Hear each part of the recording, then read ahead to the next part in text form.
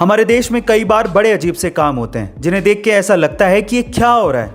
हम लोग कहाँ और किस मेंटेलिटी के साथ जी रहे हैं ये समझ ही नहीं आता। जैसे कि हम भारतीय अपने फ़ोन की स्क्रीन को स्क्रैचेस से बचाने के लिए महंगे से महंगा स्क्रीन गार्ड लगवा लेंगे, लेकिन बाइक चलाते वक्त एक्सीडेंट से हमारे सिर को बचाने वाले हेलमेट पर पैसा खर्च करने से कतराते हैं। हम या तो हेलमेट खरीदते ही नहीं, और अगर खरीदेंगे तो सस्ते से सस्ता, ताकि चालान से बच सकें।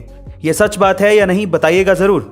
दूसरा, जितने मैरी कॉम ने इंडिया का नाम रोशन करके पूरी ज़िंदगी में नहीं कमाए होंगे, उससे कहीं ज़्यादा प्रियंका चोपड़ा ने मैरी कॉम का किरदार निभाकर कमा लिए।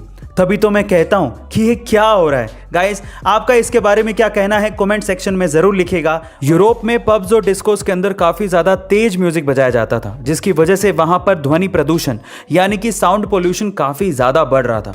अब इस चीज़ को ध्यान में रखते हुए वहाँ पर इसके लिए सख्त नियम बनाए गए।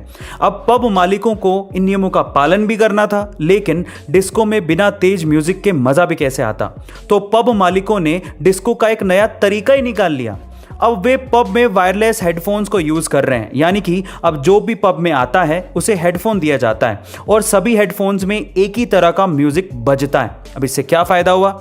इससे तेज आवाज़ का मज़ा भी आया और साथ ही साथ साउंड पोल्यूशन को भी कंट्रोल कर लिया गया। इसे साइलेंट डिस्को भी कहते हैं, जो कि आपने ए दिल है मुश्किल मूवी में भी ज़रूर देखा होगा। गाइस, आपको ये इंटरेस्टिंग फैक्ट कैसा लगा कमेंट सेक्शन में ज़रूर लिखिएगा। भारत के इतिहास में सर्वोच्च स्थान और सर्वोच्च सम्मान पाने वाला एक ऐसा आदमी जिसके पास पहनने को 6 पैंट, 4 शर्ट और 3 सूट थे। एक ऐसा आदमी जिसके पास 46 डॉक्टरेट की डिग्रियां थी। एक ऐसा आदमी जिसके पास असली धन के तौर पर 2500 किताबें थी। एक ऐसा आदमी जो कि इंडिया की आन बान और शान था। इसी वजह से देश ने उन्हें पद्मश्री, पद्म भूषण और भारत रत्न से नवाजा था। एक सच्चा देशभक्त, एक सच्चा मुसलमान जिसके लिए धर्म से ज्यादा देश मायने रखता था, जिसने लाखों लोगों की जिंदगियां बदली थी। इंडिया के मिसाइल मैन और महानतम वैज्ञानिकों में से एक महान सपूत अब्दुल कलाम को मेरा सलाम है। पैरा ओलंपिक 2021 में हमारे खिलाड़ी भारत के लिए मेडल्स का एक नया कीर्तिमान लिख रहे हैं। कैसे? मैं आपको बताता हूं। एक्चुअली सन 1972 से लेकर सन 2016 तक, यानी कि 44 सालों में हमारे पैरा ओलंपिक खिलाड़ियों ने मात्र 12 ही पदक भारत के लिए जीते थे।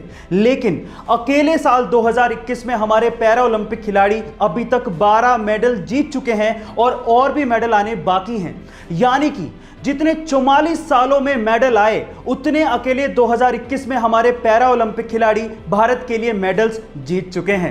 गाइस, इस बात के लिए हमारे पैरा ओलंपिक खिलाड़ियों को बधाइयां तो बनती हैं, सो चैट सेक्शन में उनको बधाइयां जरूर दीजिएगा। अलग अलग तरह की बीमारियों और वायरसेस से बचने के लिए आपकी बॉडी में एंटीबॉडीज का बनना बेहद जरूरी है, और एंटीबॉडीज को बनाने और उनकी एक्टिविटी को बढ़ाने का सबसे नेचुरल रिसोर्स आपके पास ही है। लेकिन भागती दौड़ती जिंदगी की वजह से हम उसे इस्तेमाल ही नहीं करते, और वो है लाफ्टर, यानी कि हंसना।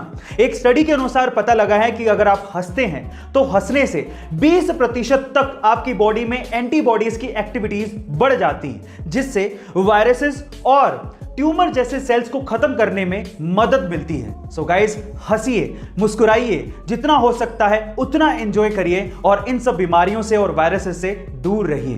गाइस, आपको ये फैक्ट कैसा लगा कमेंट सेक्शन में जरूर लिखिएगा, और ऐसे अमेजिंग वीडियोस के लिए शेयर, सब्सक्राइब एंड लाइक। मिलते हैं अगली वीडियो में।